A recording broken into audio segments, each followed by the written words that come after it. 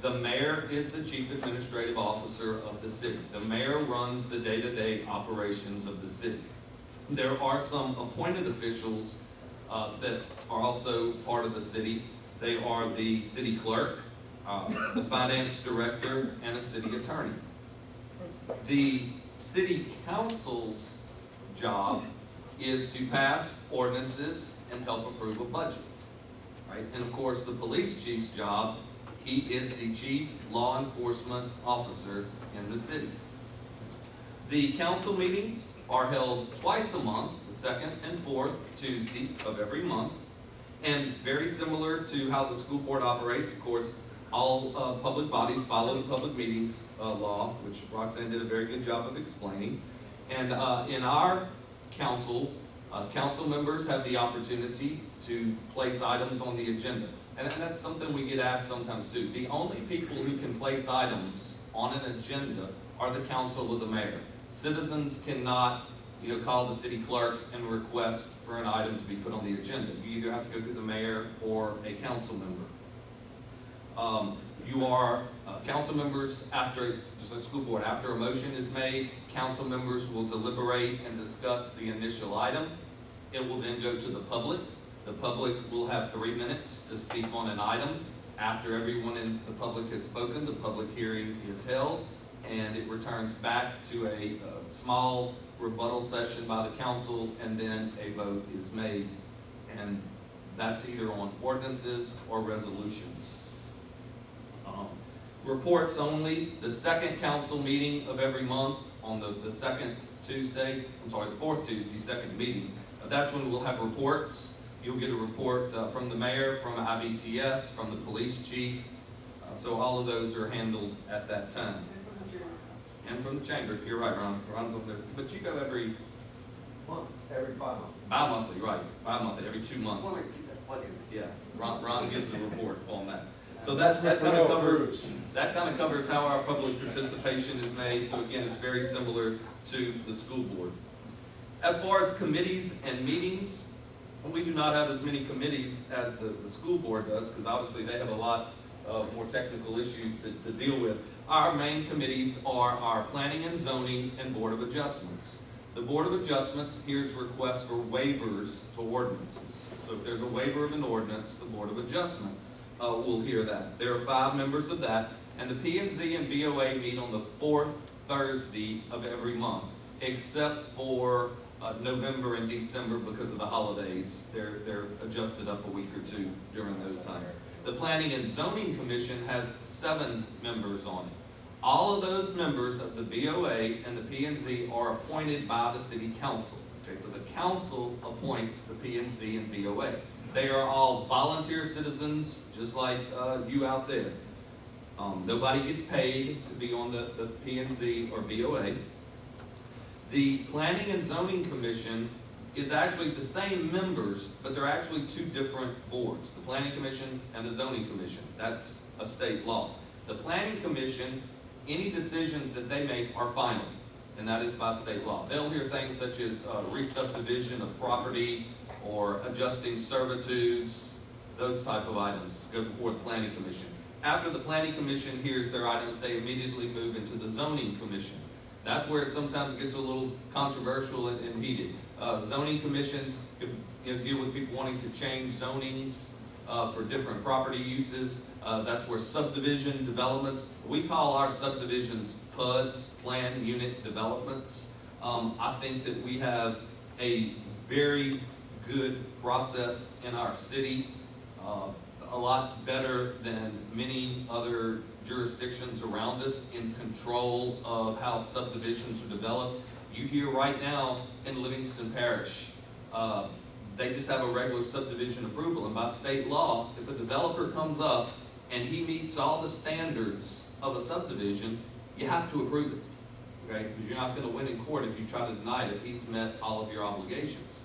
And they're having a lot of cities around us, are fighting growth because of that. We changed our ordinance years ago to where if you're going to do any subdivision development of 15 lots or more, you have to do it as a planned unit development, which is a zoning category, meaning you need a zoning change, which gives our city council and zoning commission a lot more discretion in the approval. Okay, they can go in there and require certain things of the developers, make him do a lot more.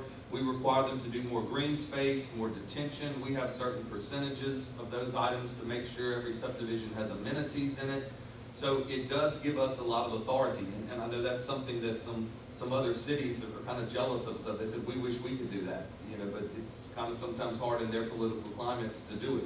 We were lucky that we did that more so at the beginning of our city being formed to help control the growth out here. And I'm telling you, that process has saved, the city of Central from some developments that would have been bad if it had been approved, especially years ago after Hurricane Katrina, when everybody was wanting to build, and that ordinance saved us from some things that probably would not have been good for us in the future. But that's how your P&Z and your planning commission work. Your planning commission members serve 4-year terms as well, but they're appointed 2 every year, except 1 year there's just 1 in there, and that's at the end of the year. The council makes those appointments at one of their last meetings of each year. As far as council workshops go, the main workshop that the council holds every year is the budget workshop with the mayor. Our fiscal year starts July 1st, so we usually have a budget workshop in May where I present a budget to the council and we can go through it and discuss it. We literally sit there line item by line item, and changes can be made, added, and we can discuss each of those items. And we usually approve our budget at the first meeting in June so that it's in effect for July 1st. The police department. One thing that there's, I think, a lot of confusion on with the public. The mayor in a Larson Act community has no control over the office of an elected police chief. The police chief is elected by the public. He answers to the public. So in cities such as Baton Rouge or some of those larger cities where they have a different form of government, the mayor appoints a police chief. And the mayor can have a lot more say-so in the police department. But in the Larson Act community, the police chief is elected by the people. And there are numerous cases, laws, everything. The mayor has no authority over a police department run by an elected police chief. So sometimes people call me about a police department issue. I say, you have to talk to the chief. I have no say-so in that. Now, the council has some authority over the police department. Basically in the terms of they hire the officers. So if the chief wants to hire an officer, he has to present that at a council meeting and get the council's approval. It'd be the same thing with the termination of an officer. That has to go before the council. The council also has authority to decide discipline of officers. The chief needs to discipline an officer. So that's, sometimes people think, well, the chief can give somebody a 2-week suspension or a 3-week suspension, which we haven't had those problems with. But it's actually, he has to present that to the council. Okay, so the council does have some say-so in the running of the police department. So that's kind of how your different branches of government work. Ron's not going to do the funding? Yeah, do that too. Okay. How our city is funded. We have our 2% sales tax. We have utility franchise fees that are on your different AT&T, Cox, your phones and your internet bills. We also collect insurance premiums. There's a certain tax in the state of Louisiana that go to governments on insurance premiums. The Louisiana Municipal Association, the division of them, they actually help collect that for all the cities and disperse that to the different cities. We, unlike the school board, the city of Central does not collect the property tax. And that's probably the biggest misconception in the city. People think, they'll call to complain about something. They're like, well, I'm paying this on my property tax. And I'm like, well, look at your bill. The city does not collect the property tax. Look, they list all the different villages around the parish of those who do. But the city really relies on sales taxes. So every time a new subdivision comes into the city, the school board, the fire department, BREC, the sheriff's department, all those different agencies, they benefit from that, and it helps them with their budgets, but not the city. Okay, the city relies on those people buying those houses to shop locally, right, Ron? Exactly. We want to shop locally, because that's how we get funded on that 2%. We also have grants, like the school board, that come in from the state. We also have the types of federal grants. We're lucky in terms of storms and hurricanes and things like that. You can try to get reimbursed some of your money from FEMA. And again, like the school board, we can allow money to go towards capital projects as well. There is also a half-cent sales tax that's in the parish, your green light plan sales tax that helps with road maintenance, and there is also your MOVE EBR tax that went into effect a few years ago. That's another half-cent sales tax that goes into place that we get our share of for roads as well. You're also going to see on some of your utility bills, your sewer user fee, that actually goes to the parish. The parish maintains the sewer lines in the city of Central. We do not maintain sewer. We don't want to maintain sewer. That's a nasty job, okay, no pun intended. So we're glad that they keep up on those. The parish also maintains parish roadways in the parish, which are the Central Thruway, Sullivan Road up to Wax, and then from Hooper up to Jor, Jor Road north of Hooper all the way to Highway 64, Comeet Drive, and Dyer Road. Those are all parish roadways under their jurisdiction. The state has all the state highways, which we all know Sullivan Road that they're working on is a state highway. Okay, we remind people of that. But a lot of times, the most complaints that we get on roadways are the state highways.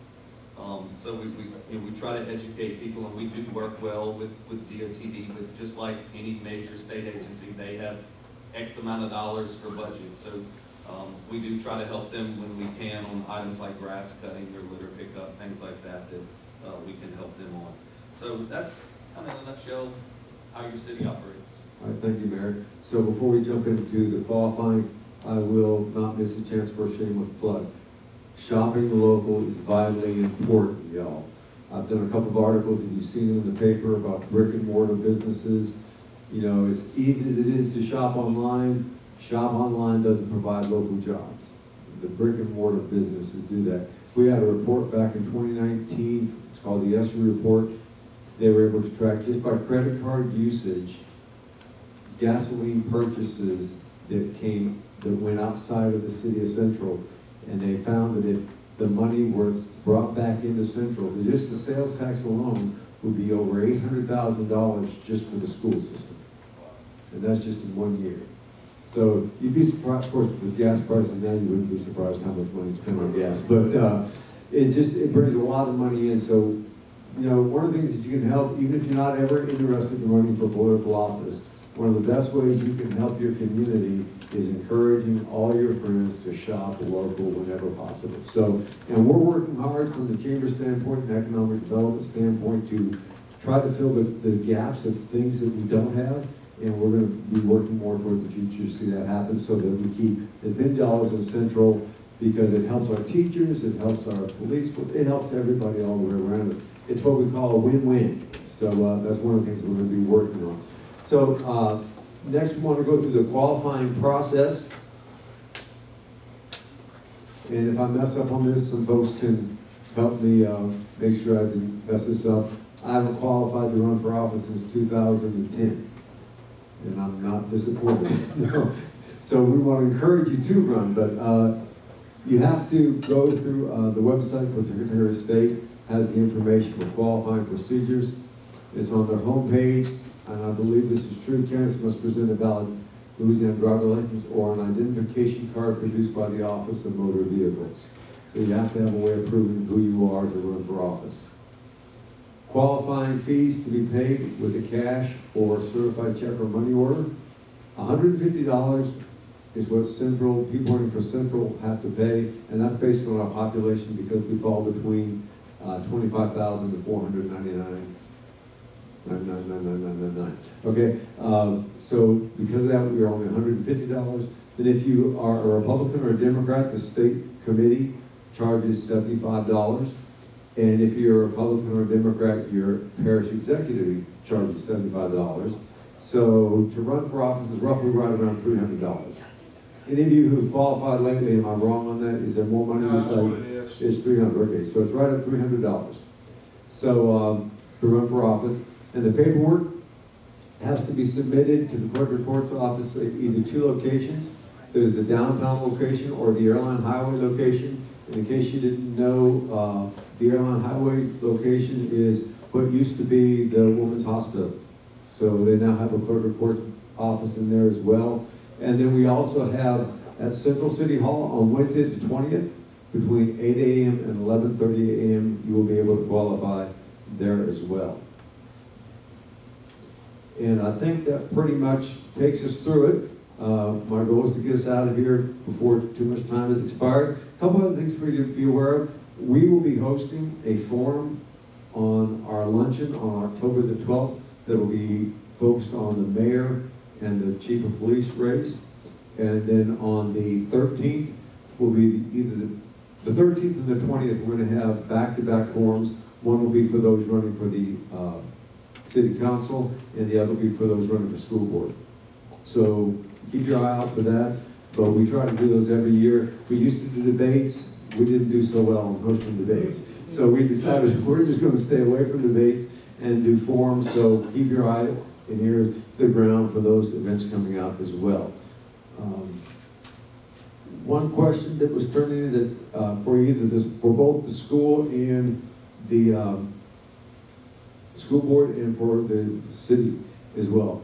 Which collaborative relationships do you find essential to the success of the city and to the success of the school board? In other words, I think the intent of this question is, besides running for office, as you're operating in this position, are there other people that you need to collaborate with, either on the parish or the state level, that really help to in your functioning in your positions?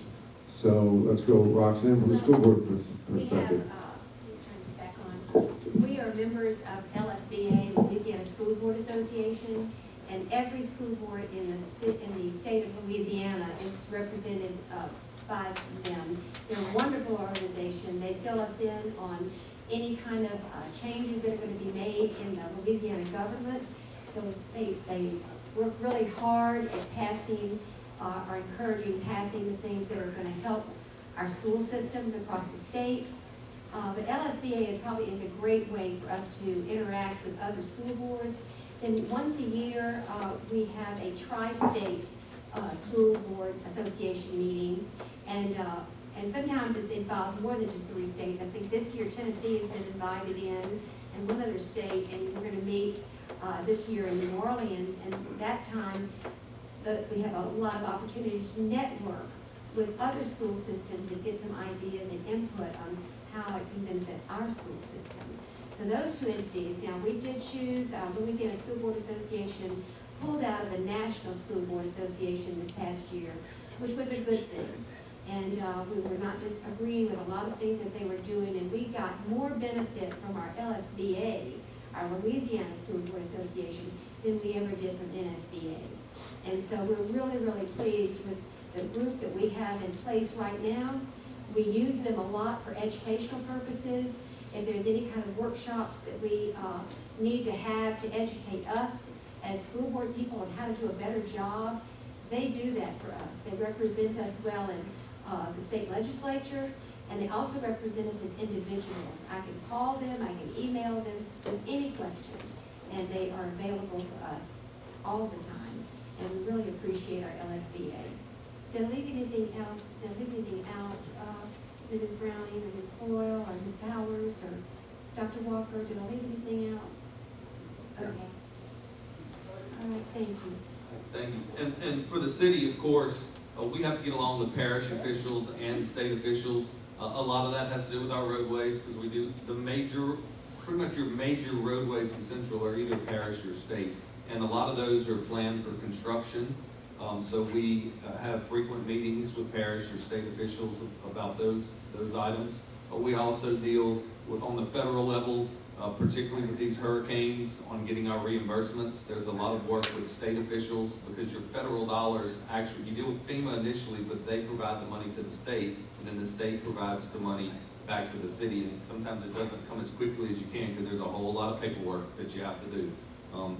This last storm, it was more paperwork than ever, but there are those agencies that, you know, we have to work well with on the parish and state level. You know, we have the price has gone up, it's probably closer to $400 million now, but there's the 5 major drainage channel projects going on in East Baton Rouge Parish right now, 2 of which are in Central Beaver and Blackwater Bayous. The parish is the actual sponsor of that event, and you know, we are a co-sponsor because of the 2 events, so there's a lot of meetings with them on those projects and with the Corps of Engineers to get that. So we do work with other agencies. I want to talk a minute about our relationship with the school board. You know, Jason and I probably get phone calls all the time. He gets phone calls about somebody wanting a city matter, and somebody will call me about a school board matter, and we both have to tell them we are not. I'm not the school board, and he's not the city. And some of the council or school board probably members get the same issue. But you know, we're not the same agency. We are 2 totally separate agencies. Okay, and the city doesn't get in the school board's business, and the school board really doesn't get in the city's business. But you know, when it comes to items like, you know, zoning and those items that may affect our schools, you know, those are things that the city, you know, takes into effect on their decisions. And Jason can probably tell you that the last 2 or 3 weeks, he and I've had more meetings than we have on a number of items just going on, you know, around the city. We had one again this afternoon, just, you know, working together on some projects in the future. So, you know, I think we have a good working relationship with our school board as well. So I think one of the keys that we understand, you know, back years ago, the school board had a thing out community, and they highlighted the word unity at the end. One of the things that Central was very strong at its very beginning was this aspect of being unified together, working together. Collaboration is a very vital, important part. And I think one of the things that we as a community, when we're looking at this whole political process that's going on right now, is we continue to move forward. It's going to be important to try to make sure that we preserve that. So the candidates that are running or are interested in running, one of the things that needs to be in the forefront of mind is collaboration and unity is so important. And I'm going to slip into my pastoral mode for just a minute. It says how blessed it is for the brethren to dwell together in unity. And it talks about the anointing that's being able to come down when you're operating together. And we want our city to continue to prosper and move forward and to have a great future. So collaboration is important. We collaborate with the city, we work with the school system, we have committees that interact with all of that, you know. So the business community, the school board, the city council, and then our citizens as well. We understand the importance of all that working together. So, and we ourselves, we try to work with the state officials and state organizations. So it's a broad spectrum of collaborating with a lot of different people. There is a question here. If somebody wants to run as an independent, do those fees apply? No, the Republican and Democrat Central Committees for the state or the parish collect just strictly from those who are registered as that. I don't know if there's any independent fees or not. I've never heard of that. I don't believe so. So no, you don't have to worry about that. The other one was concerning funding. The curious question as to why Central does not get property tax, and could that ever be changed in the future? And I think you could explain why we never started in the first place. Yeah, when the founding fathers set up the city, they did not want to impose a tax because it was the promise during incorporation that we can handle everything out here with the revenues that were, you know, already being generated. You already were paying a 2% sales tax into East Baton Rouge Parish. So it was the promise that there would not be any increase in taxes. And you know, here we are all these years later, and you know, we've never gone back. Every municipality has the authority to enact a 7.5 mil property tax without a vote of the people. So at any time, you know, your current council, past councils, you know, anybody over the last 15 years could have passed a tax, but it was always, our sales taxes are doing fine, we have the revenues we need, and you know, there never was. But that is a law that there can be a 7.5 mil property tax enacted without the vote of the people. Any other property tax after that would have to go for a vote of the people. Yeah, and there is a question here that someone had on road maintenance, but I think you already touched that. We're kind of at their mercy. I don't know what, this gets more into the political aspect of it. So the person that put that question in can maybe talk to the mayor about what kind of leverage you can have to try to encourage them to get the stuff done. But you can see Sullivan Road, you can't encourage much on that. Then another one was dealing with telephone poles. Once again, come maybe ask the mayor about that as well, because we don't want to get into the depth of why this took place and why did that person do this and why did that person do that. So we appreciate everybody taking time to be here tonight. Hopefully this was informational for you. It's something we're going to try to do as we move forward in the future. And look forward to those of you who are interested in some other things along this line. We will be developing Leadership Central coming up in the not too distant future. So thank you for being here tonight, and I'm sure these folks wouldn't mind answering a few more questions if you come up afterwards. So go out and have a great rest of the week. Thank you.